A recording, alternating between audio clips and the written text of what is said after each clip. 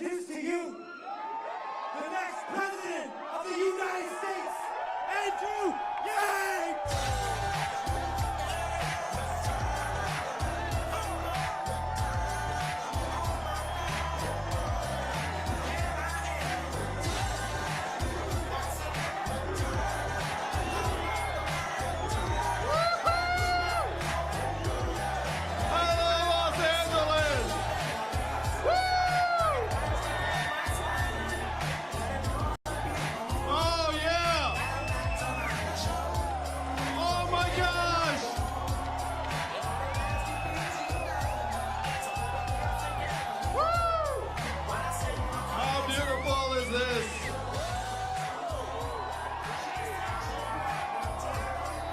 The best. How beautiful are you, LA?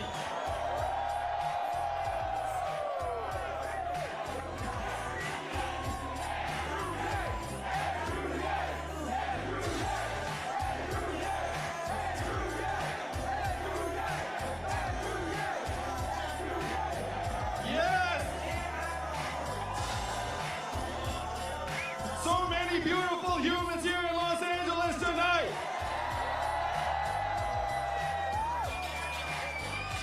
Let's give it up for my friends Brian Yang and MC Jin.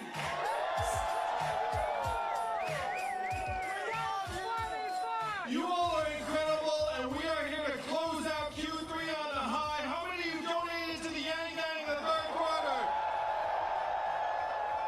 That's right. That's right. Oh my gosh, they say you're the internet. You don't look like the internet to me, Los Angeles. The internet looks like thousands of the most beautiful human beings I have ever seen. Really, look around you, look around. Oh my gosh. This is incredible. We're about to close out Q3, and we've got some news for the world. Because they're looking up, they're saying, hey, Andrew Yang, his campaign, really interesting, raised $2.8 million in Q2. We're about to blow that figure out of the water. We raised $2 million in the last week alone. People are waking up to the fact that this campaign has the clearest vision for the country. That we can solve the problems that got Donald Trump into office in the first place. Am I right, Los Angeles? I'm running for president in part because we seem to be confused about why Donald Trump is our president. If you turn on cable news, why would you think this man is our president today? I know some of you are like, cable news, I haven't watched that shit in years.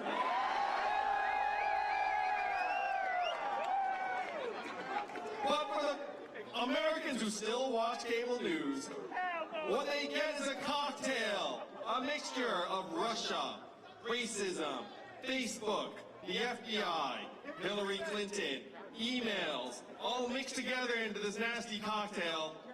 And they're like, that is why Donald Trump is our president. And I call bullshit! Because I looked at the numbers, Los Angeles.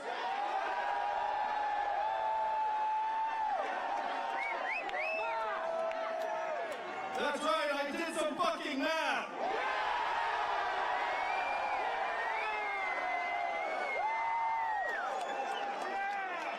And what the math says clear as day is that there's a straight line up between the adoption of industrial automation in a voting area and the movement towards Donald Trump in Pennsylvania, Ohio, Michigan, Wisconsin, Iowa. That we automated away 4 million jobs, mainly in those states. That is why Donald Trump is our president today. We're in the midst of what experts are calling the fourth industrial revolution. When's the last time you heard a politician say fourth industrial revolution, Los Angeles? Just now, that's right. And I'm barely a fucking politician.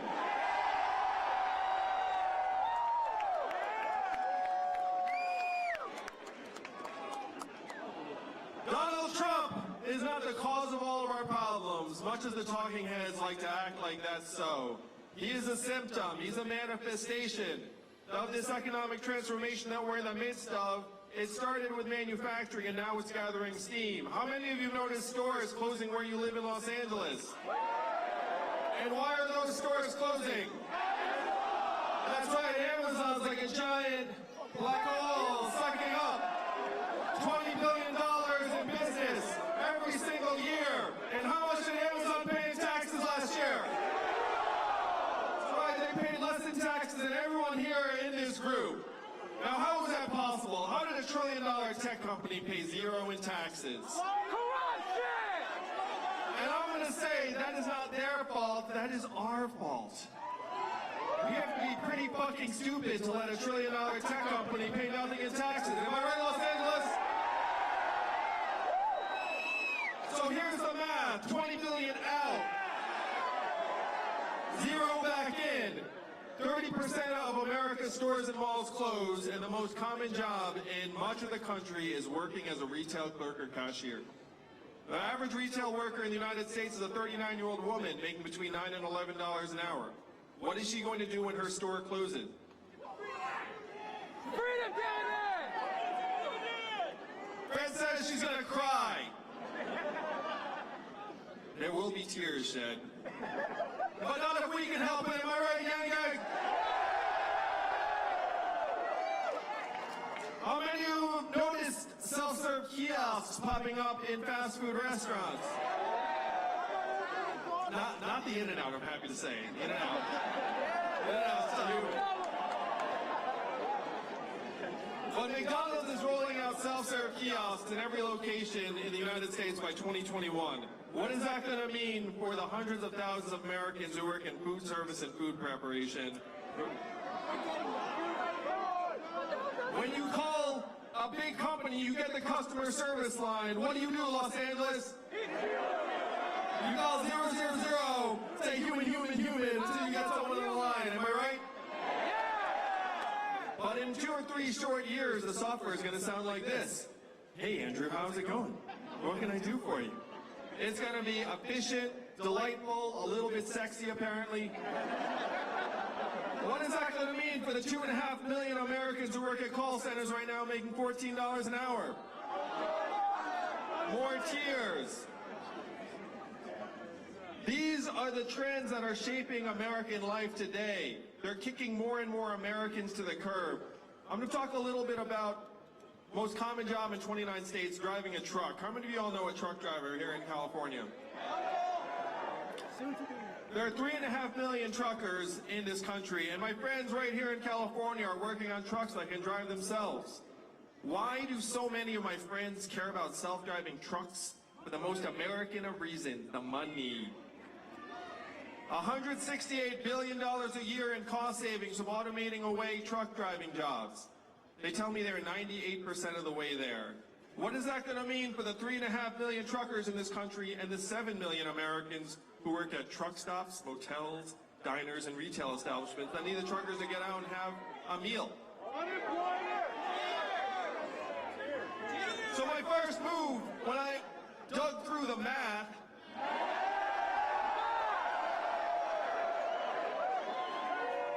was not to run for President of the United States. I went to our leaders in Washington, D.C., and I asked them, what are we going to do? How are we going to let America know that it is not immigrants that are causing these problems? It's not immigrants, it's automation and technology. And what did the folks in Washington, D.C. say to me when I asked them, what are we going to do? Number one, we can't talk about that. Number two, we should study that further.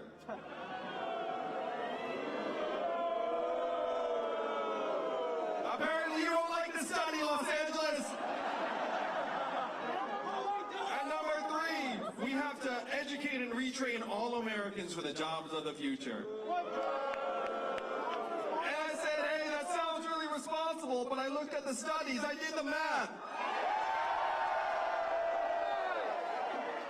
You all know how effective government-funded retraining programs were for the manufacturing workers in the Midwest?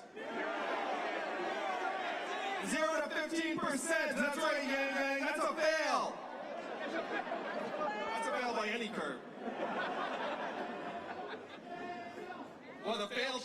a new one. My parents are somewhere smiling. I love you too. So the folks in D.C. want nothing to do with this. I know this because one of them actually said to me flat out, he said, Andrew, you are in the wrong town. No one here in Washington, D.C. is going to do anything about this because this is not a town of leaders, this is a town of followers. And he said to me, in order for us to do anything about it, you're going to have to create a wave in other parts of the country and bring that wave crashing down on our heads here in D.C.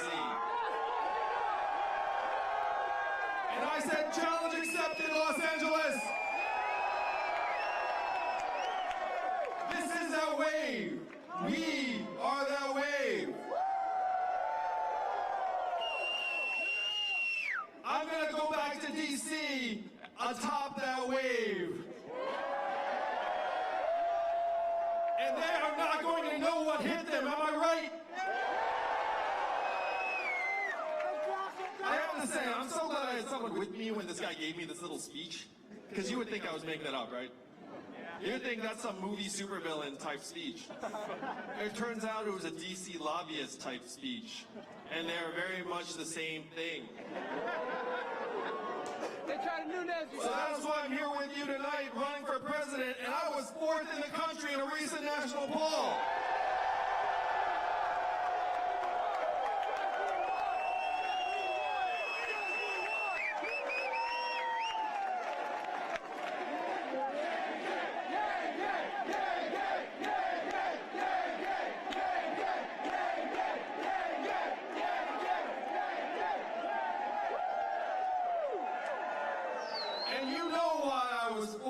It's because I'm talking sense, I'm describing the real problems, and I have real solutions that would actually improve our lives and make our lives better.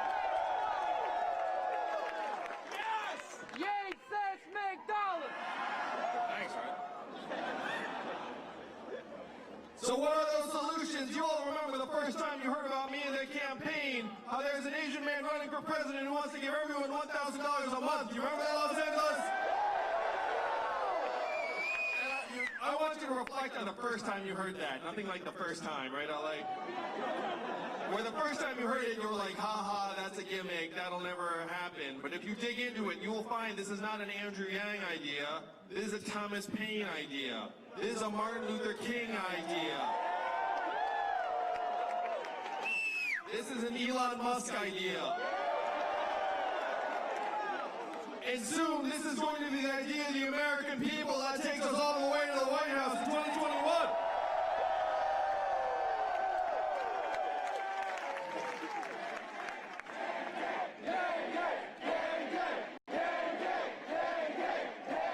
This is a Yang Gang America. Don't adjust your TV sets, it's real. This $1,000 a month in our hands, there is nothing stopping a majority of the citizens of a democracy from declaring ourselves a dividend. Nothing at all.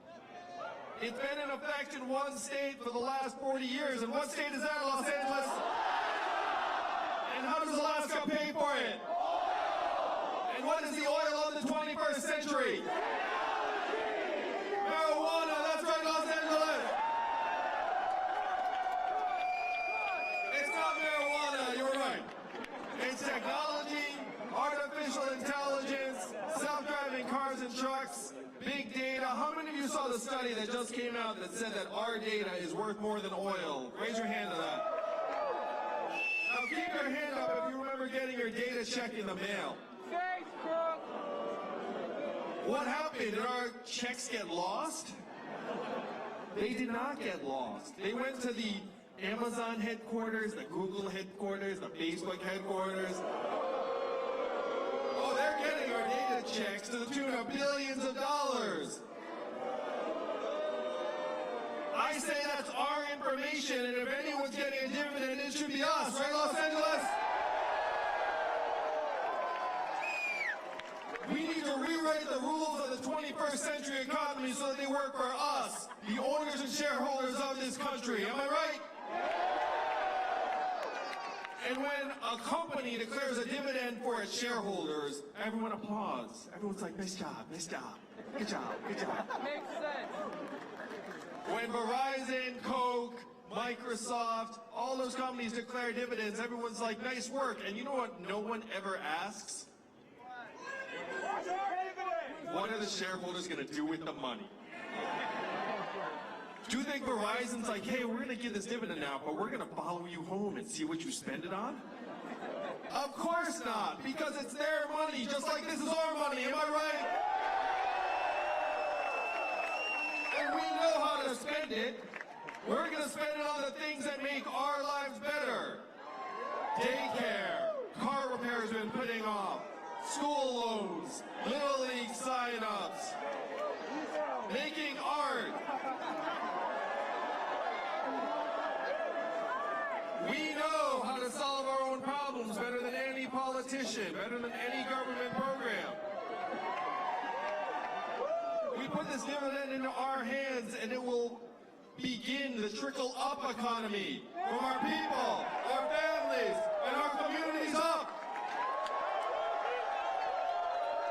Particularly because the money would not go anywhere. It would be in our hands. You would spend most all of it right here in Los Angeles, am I right? It makes our businesses stronger, our local communities stronger, our families stronger. And as a parent to 2 young kids, I have to say, what's going on in American families today is something we can improve. We must improve together. Am I right, LA? So this is a vision of an economy that works for us. We've set a foundation with the Freedom Dividend, and then we start solving the real problems of this time. And I'd like to ask a question that's patently ridiculous, but how many of you were excited about GDP when you woke up this morning? You were like, oh, I'm going to make a good GDP contribution today. And I'd like to talk about my wife who's at home with her 2 boys. I was just FaceTiming with her. And she's at home with her 2 boys, one of whom is autistic. What does her work included at in GDP every single day?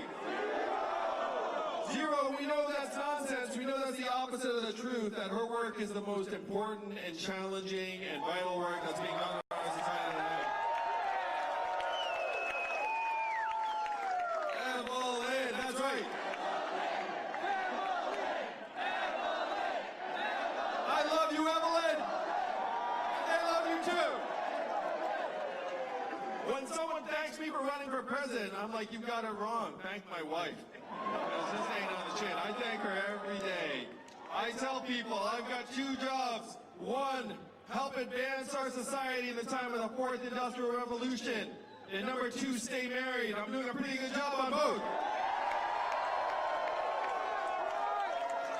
So if GDP is a ridiculous measurement that none of you cares about, what do we have to do to actually make it something you would care about? How about your mental health and freedom from substance abuse? How about your health and well-being and life expectancy? How about clean air and clean water? How about how our kids are doing?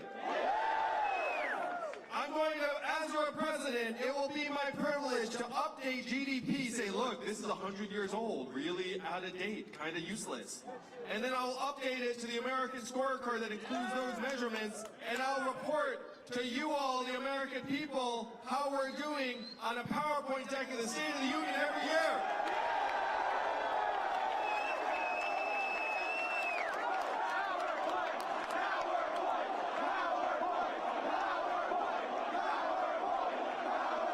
Yes, the PowerPoint chant. The State of the Union right now is this bizarre theater performance. How many of you have checked out and stopped watching that? Yeah, we got to bring it back to something that actually will help us solve the real problems. We just spec out. You have record high GDP. You know what else are record highs in this country? Depression, stress, suicides, drug overdoses. It has gotten so bad that our life expectancy has declined for the last 3 years. You know the last time America's life expectancy declined 3 years in a row? Yes, the Spanish flu of 1918. A global pandemic that killed millions. We are back in Spanish flu territory because drug overdoses and suicides have overtaken vehicle deaths as cause of death in this country. And yet they tell us that everything is great, everything is rosy, GDP is going up, unemployment is down, stock market prices going up. And it makes no sense. As someone who's run organizations, if you have the wrong measurements, you're doomed. That's where we are as a society right now. We're cheerleading these phantom measurements that have nothing to do with how we are doing. And we can change it, right, Los Angeles? So this is a vision of an economy that will work for us. We can rewrite the rules. There's nothing stopping us. I have been inside the machine, and I can tell you, we can win this whole thing.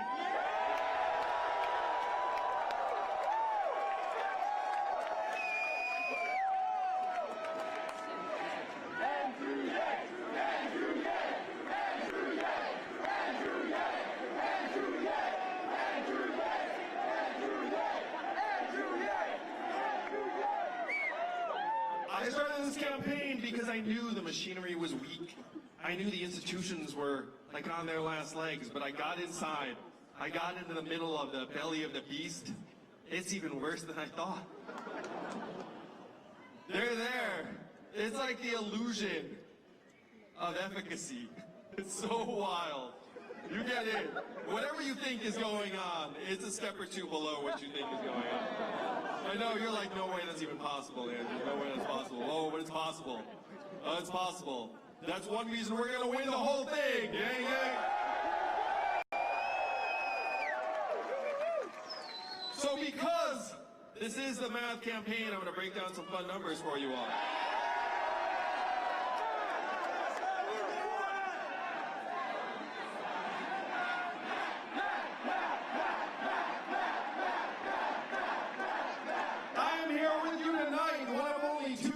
In the field that 10% or more of Donald Trump voters say they will support, which means that when I am the nominee, we win the whole thing.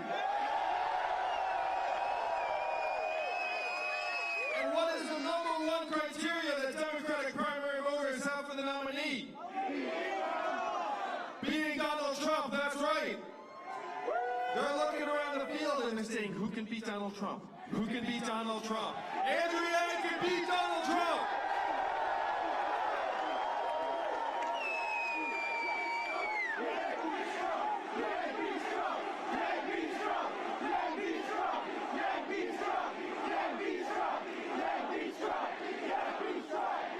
Yang does beat Trump, Los Angeles. It's like a game of rock, paper, scissors. And if Donald Trump's the scissors, I'm the fucking rock.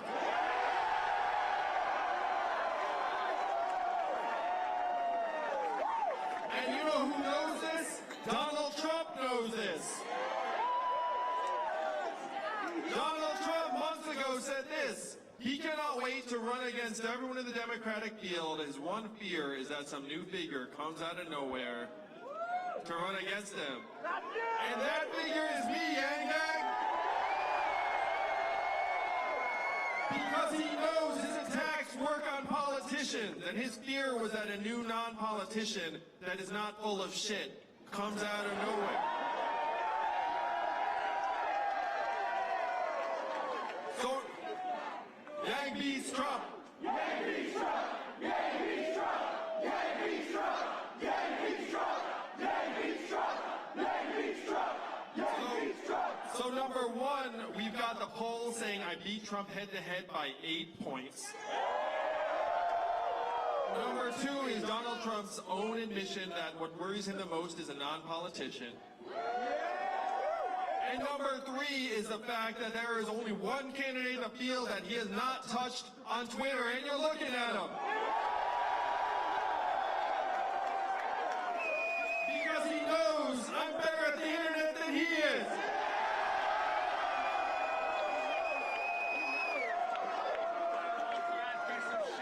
So right now, Joe Biden is leading in the polls because most Americans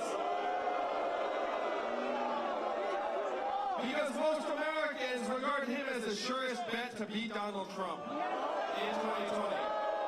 No, it's okay.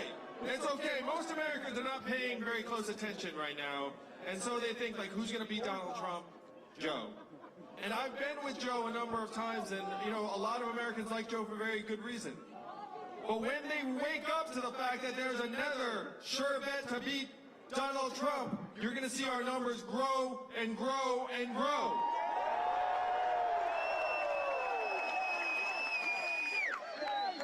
This is the math.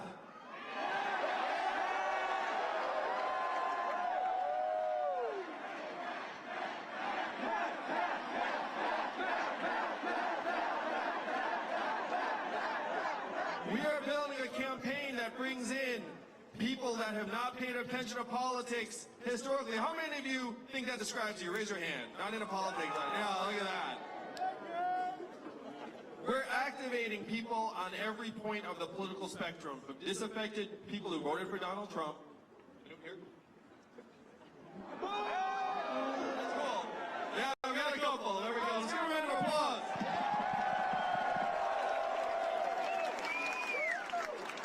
And independents, libertarians,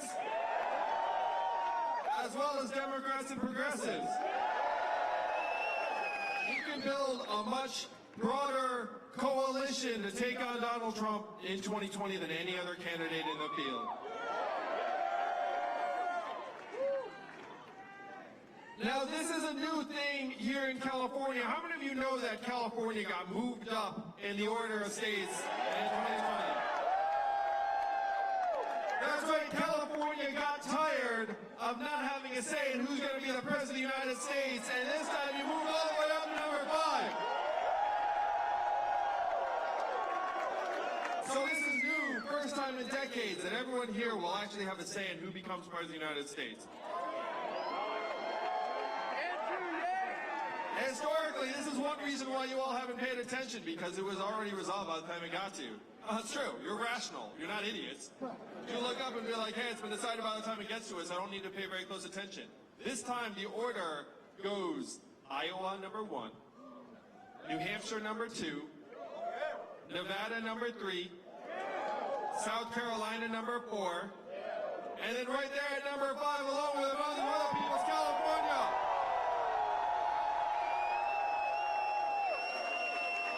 So this is your chance, California. Are you going to make the most of it? We can take this whole thing, because this is not going to be decided by the time it gets to you all. It's going to be still a free-for-all. The states, the first 4 states are going to get divided among a bunch of candidates, and then California is going to have a chance to make your say.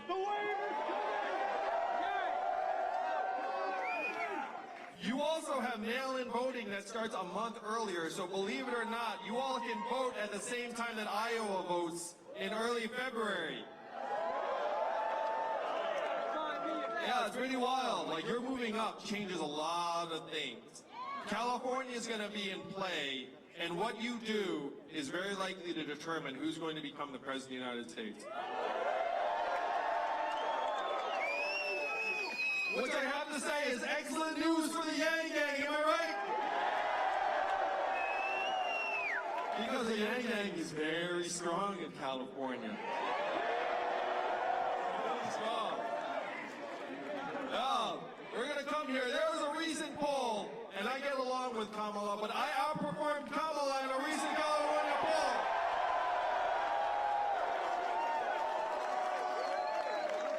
My experts who looked at the data say that we can win California. Are they right? It's going to come your way, California, in March of 2020, and then you all are going to make history. My job is to get the ball to you all. Our job. We're going to fight it out in Iowa. We're going to fight it out in New Hampshire. We're going to fight it out in Nevada. We're going to fight it out in South Carolina. And then we're going to bring you the ball. Do you know what to do with it? Yes, you do know what to do with it. So here's what we need you to do from now until then, because we've got 4 months to make history, Los Angeles. 4 months. 5 months by the time the ball comes to you, and then all of the talk becomes action. All of the signs become votes. What we need you to do is we need you to take your favorite piece of an interview with me, or a meme, or an article, or a policy, or a selfie, or whatever it is, and we need you to send it to your friends and family here in California. Can you do that for us, Los Angeles? And there's no better feeling than when you reach out to them and then they take their time, because they're human beings, they have lives, but then they reach back out to you like a number of days, a week later, and be like, yo, I saw that Andrew Yang guy. He was on The View. He was on Seth Meyers. He was on Trevor Noah. He was on Patriot Act with Hassan Minhaj. That shit's coming out soon. I didn't make that up.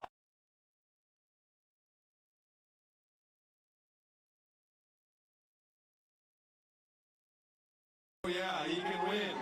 Because look at the map. Because the country is ready. The machinery is weak. And it's time for the humans of this country to take back our government. Am I right? What is this like to you, Los Angeles? This looks like a fucking revolution to me. This is a revolution of humanity. This is a revolution of reason. This is we're tired of the infighting, the nonsense, the solutions that will not touch our lives. Instead, we're going to bring it back to us. We're going to bring the power back to us. We're going to make things start working for us. I cannot wait to get to D.C. I cannot wait to see the look on their faces when President Yang rides in on my white horse.